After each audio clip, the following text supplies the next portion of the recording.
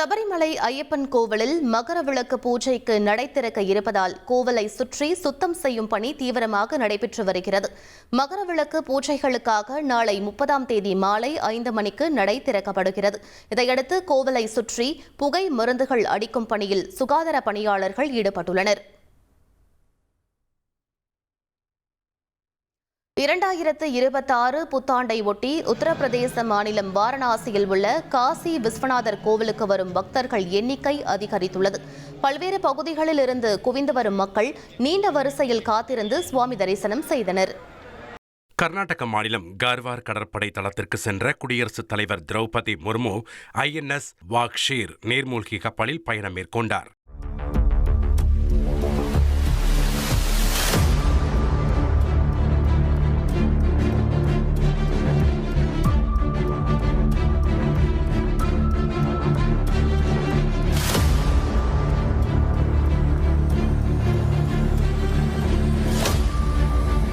குடியரசுத் தலைவரின் இந்த பயணத்தின் போது கடற்படையில் நீர்மூழ்கி கப்பலின் பங்கு குறித்தும் கடல்சார் நலன் பாதுகாப்பு குறித்தும் அவரிடம் விளக்கப்பட்டது. INS வாக்ஷீர் குழுவினருடன் கலந்துரையாடிய குடியரசுத் தலைவர் அவர்களது அர்ப்பணிப்பு மற்றும் தன்னலமற்ற சேவையை பாராட்டினார். இந்த உள்நாட்டு நீர்மூழ்கி கப்பல் தேசிய பாதுகாப்பிற்கான சிறந்த எடுத்துக்காட்டு எனவும் திரௌபதி முர்மு புகழாரம் சூட்டினார். INS வாக்ஷீரில் பயணம் மேற்கொண்டதன் மூலம் அப்துல் கலாமிற்கு பிறகு நீர்மூழ்கி கப்பலில் பயணித்த 2வது குடியரசுத் தலைவர் என்ற பெருமையை திரௌபதி முர்மு பெற்றுள்ளார்.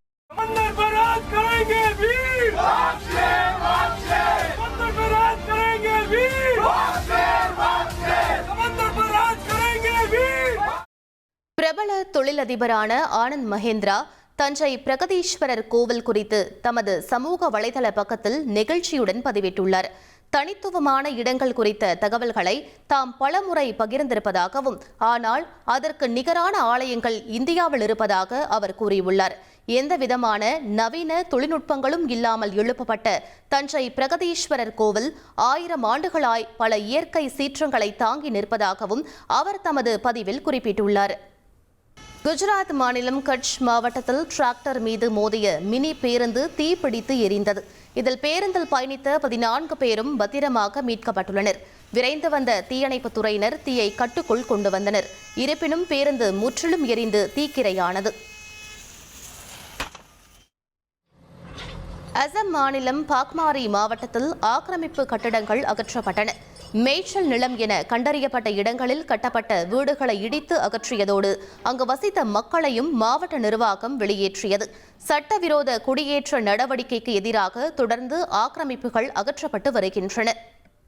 இத்தாலியில் அறக்கட்டளைகள் மூலம் ஹமாஸ் அமைப்பிற்கு நிதி திரட்டியதாக கூறப்படும் புகாரில் 108 லட்சம் யூரோ ரொக்க பணத்தை அந்நாட்டு போலீசார் பறிமுதல் செய்துள்ளனர்.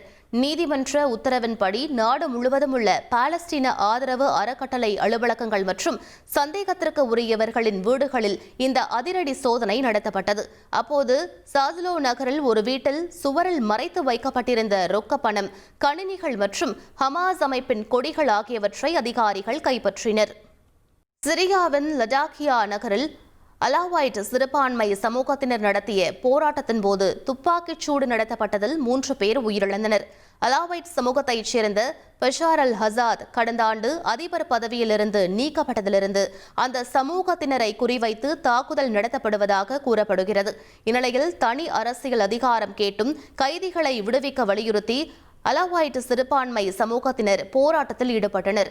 அப்போது நடைபெற்ற துப்பாக்கிச் சூட்டில் 3 பேர் உயிரிழந்தனர். இதனையடுத்து போலீசார் கூட்டத்தை கலைந்து போக செய்தனர்.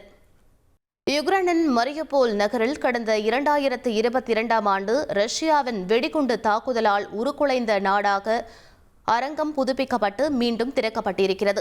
குழந்தைகள் தஞ்சம் புகுந்திருந்த இந்த அரங்கம் மீது ரஷ்யா நடத்திய தாக்குதலில் 300க்கும் மேற்பட்டோர் கொல்லப்பட்டதாக யுக்ரைன் குற்றம் சாட்டி வருகிறது.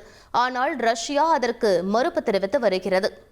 சீனாவின் உள் மங்கோலியாவில் 2025ஆம் ஆண்டிற்கான அல்க்சா ஒட்டக சூப்பர் லீக் திருவிழா கோலாகலமாக தொடங்கியுள்ளது.